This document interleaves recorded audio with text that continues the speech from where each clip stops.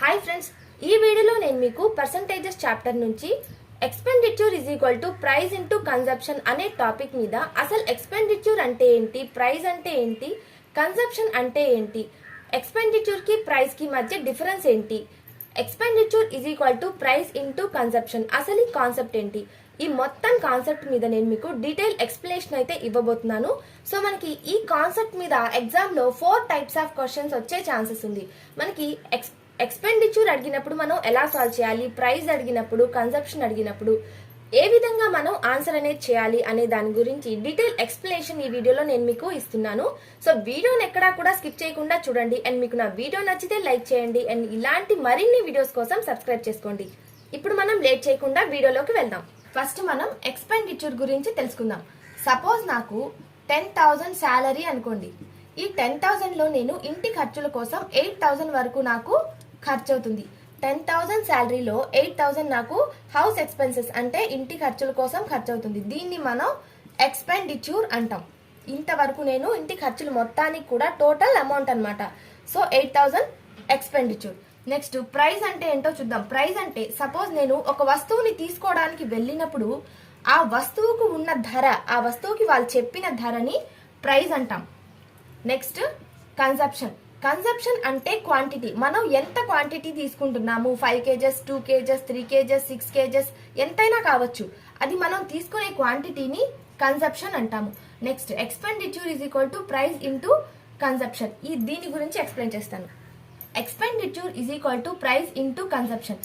ఈ కాన్సెప్ట్ మనకు ఎప్పుడు యూజ్ అవుతుంది అంటే ఎక్స్పెండిచర్ అన్నది సేమ్ ఉండాలి, అంటే ఇంక్రీజ్ అవ్వకూడదు, డిక్రీజ్ అవ్వకూడదు అనమాట. సేమ్ గా ఉన్నప్పుడు మాత్రమే మనకి ఈ కాన్సెప్ట్ యూజ్ అవుతుంది. For example price into consumption is equal to expenditure. So నేను పర్ కేజీ 10 రూపీస్ లెక్కన 3 kgs షుగర్ తీసుకున్నాను అనుకుంటే, షుగర్ 3 kgs, కన్సంప్షన్ 3 kgs తీసుకున్నాను, price 10 rupees per KG. So నాకు ఎక్స్పెండిచర్ ఎంత అయింది, 30 రూపీస్ అయింది. But next time price of sugar increase అయింది. ఎంత, 15 రూపీస్ అయింది. ఫస్ట్ 10 ఉన్నప్పుడు 3 kgs తీసుకున్నాను, 30 రూపీస్ కి ఎక్స్పెండిచర్ సేమ్. ఇప్పుడు ప్రైస్ 5 రూపీస్ ఇంక్రీజ్ అయ్యి 15 రూపీస్ అయింది అనమాట. బట్ నేను ఎక్స్పెండిచర్ 30 రూపీస్ మాత్రమే పెట్టగలను షుగర్ మీద. సో ఈసారి నేను 2 kgs మాత్రమే తీసుకున్నాను. సో ఇప్పుడు ఎంత అయింది, 30. నా ఎక్స్పెండిచర్ అయితే సేమ్ గా ఉంది. ఇక్కడ మనం దీన్ని 5 తో క్యాన్సిల్ చేయండి. 5 2s, 5 3s that equal to, ఇక్కడ మీరు అబ్జర్వ్ చేసినట్లయితే మనకి ఎక్స్పెండిచర్ సేమ్ గా ఉన్నప్పుడు price and consumption ratios reverse లో ఉన్నాయి.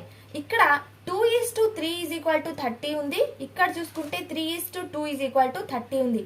మనం ఎప్పుడైతే ఎక్స్పెండిచర్ మనకి సేమ్ గా ఉంటుందో అప్పుడు price and consumption ratios reverse లో ఉంటాయన్నమాట. మీరు ఈ కాన్సెప్ట్ ని గుర్తుపెట్టుకుంటే చాలు. ఈ మొత్తం కాన్సెప్ట్ మీద నేను మీకు ప్రాబ్లమ్స్ ని ఎక్స్ప్లెయిన్ చేస్తాను, మీకు ఇంకా బాగా అర్థం అవుతుంది. మన ఫస్ట్ ప్రాబ్లం లోకి వెళ్దాం. ఇది మన first problem. The price of sugar is increased by 25%. Sugar యొక్క ప్రైస్ 25% ఇంక్రీజ్ అయింది అన్నాడు. To maintain the budget Geeta reduces the consumption of this sugar by 20%. అయితే తన బడ్జెట్ ని మెయింటైన్ చేయడం కోసం గీతా అనే అమ్మాయి షుగర్ కన్సంప్షన్ ని 20% తగ్గించింది అనమాట. రెడ్యూస్ చేసింది అంటే తగ్గించింది.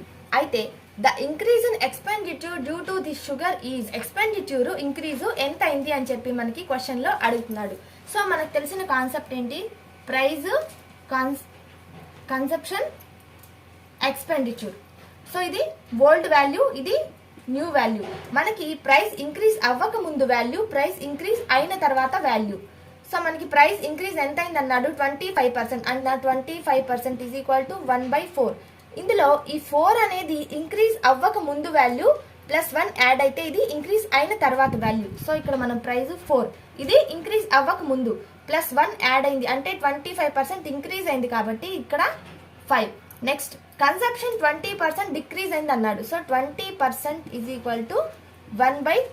ఇక్కడ 5 అనేది డిక్రీజ్ అవ్వక ముందు, ఇది డిక్రీజ్ అయిన తర్వాత, మైనస్ డిక్రీజ్ అవ్వక ముందు 5.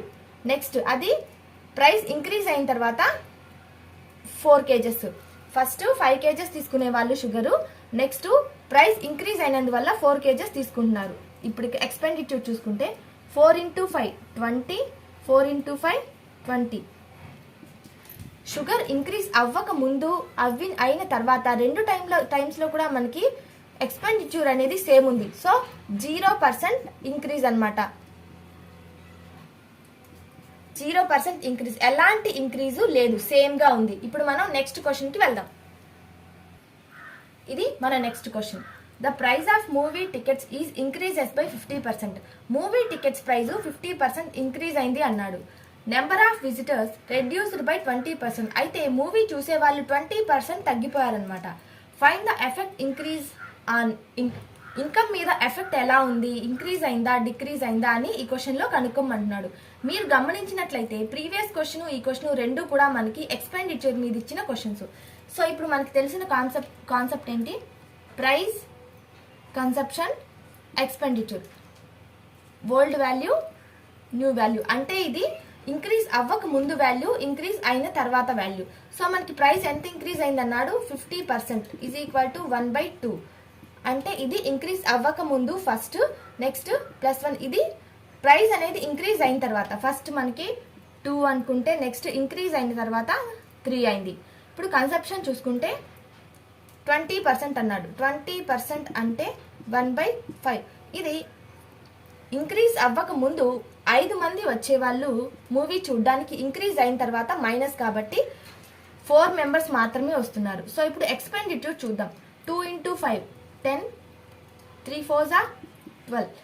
ఇప్పుడు టోటల్ ఇన్కమ్ చూసుకుంటే ఇంక్రీజ్ అవ్వక ముందు 10 రూపీస్ వచ్చేవి, ఇంక్రీజ్ అయిన తర్వాత 12 రూపీస్ వరకు వస్తున్నాయి. అంటే 2 రూపీస్ వాళ్ళకి ప్రాఫిట్ అనమాట. దేని మీద?